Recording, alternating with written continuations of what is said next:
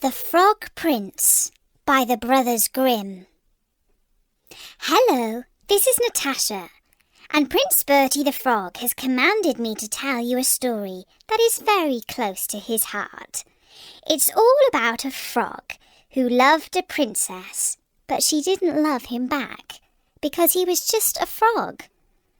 And if you've been listening to Story Nori, you'll know that Bertie has similar troubles too, which is why he wants to hear this story again, to see if he can pick up any useful tips.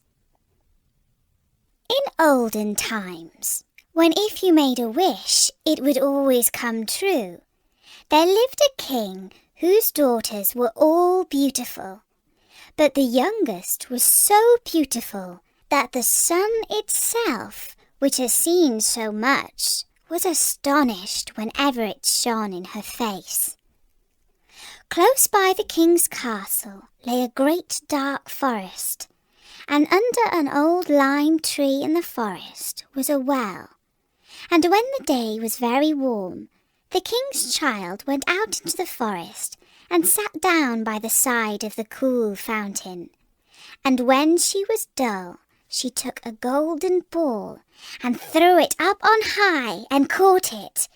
And this ball was her favourite playing thing. Now it so happened that on one occasion the princess's golden ball did not fall into the little hand which she was holding up for it, but onto the ground beyond and rolled straight into the water. The king's daughter followed it with her eyes, but it vanished, and the well was so deep that the bottom could not be seen.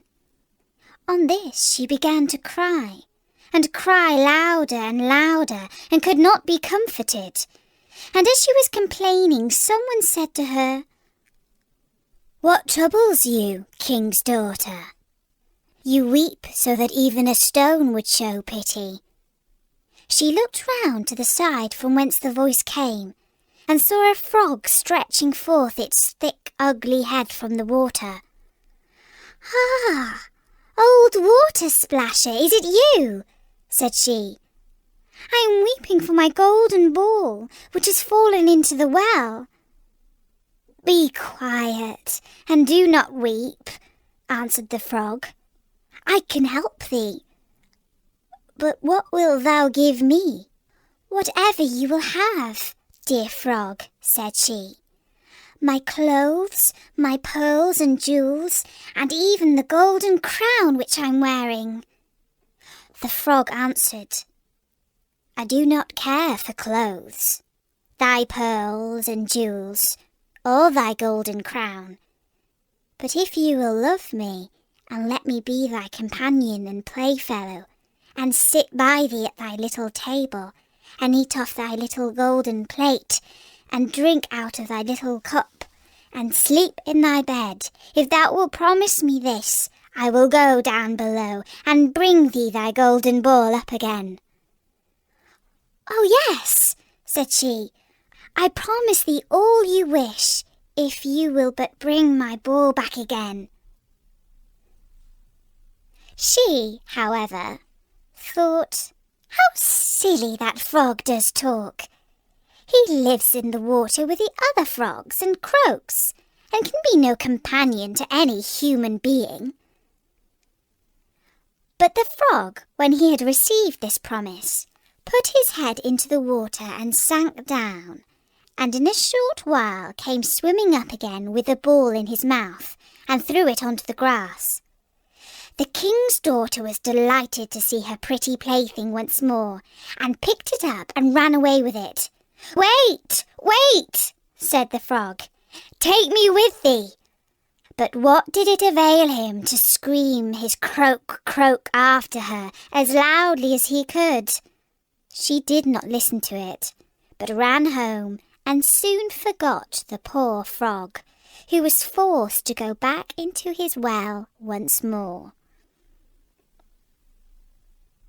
The next day, when she had seated herself at table with the king and all the courtiers, and was eating from her little golden plate, something came creeping splish-splash, splish-splash, up up the marble staircase, and when it had got to the top, it knocked at the door and cried, "Princess, youngest princess, open the door for me."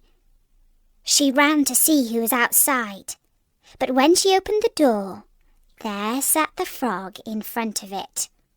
Then she slammed the door to in great haste, sat down to din again, and was quite frightened.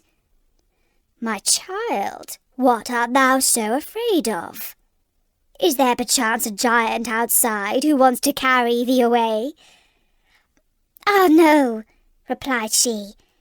"It is no giant, but a disgusting frog." "What does a frog want with you?" "Ah, dear father, yesterday, as I was in the forest sitting by the well playing, my golden ball fell into the water, and because I cried so, the frog brought it out again for me, and because he so insisted, I promised him he should be my companion, but I never thought he would be able to come out of his water. And now he is outside there, and wants to come into me."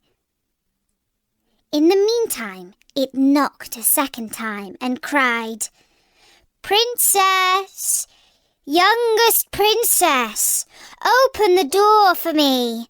Dost thou not know what thou said to me yesterday by the cool waters of the fountain?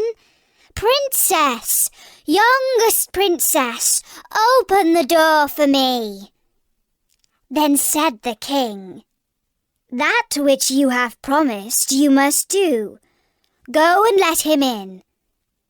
She went and opened the door, and the frog hopped in and followed her, step by step, to her chair. There he sat and cried, "Lift me up beside you." She delayed, until at last the king commanded her to do it. When the frog was once on the chair, he wanted to be on the table, and when he was on the table, he said, "Now push your little golden plate nearer to me, that we may eat together." She did this, but it was easy to see that she did not do it willingly. The frog enjoyed what he ate, but almost every mouthful she took choked her. At length he said, "I have eaten and am satisfied. Now I am tired. Carry me into thy little room and make thy little silken bed ready, and we will both lie down and go to sleep." The king's daughter began to cry, for she was afraid of the cold frog, which she did not like to touch, and which was now to sleep in her pretty, clean little bed. But the king grew angry and said, "He who helped thee when thou wert in trouble ought not afterwards to be despised by thee." So she took hold of the frog with 2 fingers, carried him upstairs, and put him in the corner. But when she was in bed, he crept up to her and said, "I am tired, and want to sleep as well as thou. Lift me up, or I will tell thy father." Then she was terribly angry, and took him and threw him with all her might against the wall. "Now you will be quiet, you horrible little frog," said she. But when he fell down, he was no frog, but a king's son with beautiful kind eyes. He, by her father's will, was now her dear companion and husband.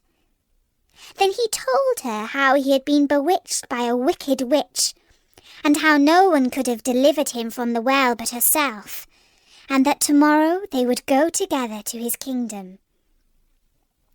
Then they went to sleep, and next morning when the sun awoke them, a carriage came driving up with 8 white horses, which had white ostrich feathers on their heads, and were harnessed with golden chains.